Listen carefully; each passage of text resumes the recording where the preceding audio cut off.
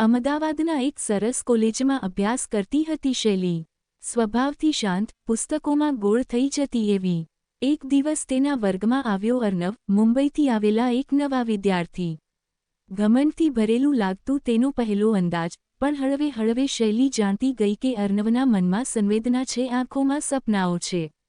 શૈલી અને અર્નવના વચ્ચે અવારનવાર નાની વાતો થવા લાગી. પુસ્તક લાવવાનું ભૂલવું, નોટ્સ વહેંચવા, કોઈ પ્રોજેક્ટ પર સાથે કામ કરવું, આ બધું જાણે પ્રેમના બીજ હતા. એક દિવસ કોલેજના જૂના લાઇબ્રેરી કોરિડોરમાં અર્નવે પૂછ્યું, તું જ્યારે હસે છે ને, ત્યારે લાગે છે કે આખું જગત થોભી જાય. શૈલી શરમાઈ ગઈ, પણ તેનો જવાબ પણ દિલથી આવ્યો, મને એ જ લાગે છે જ્યારે તું મારી પાસે હોય.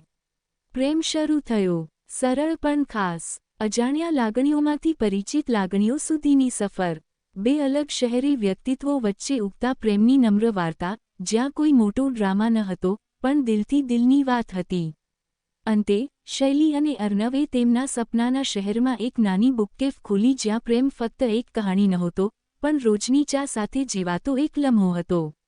આવી જ સ્ટોરી સાંભળવા માટે ચેનલને સબસ્ક્રાઇબ મિત્રો. ધન્યવાદ.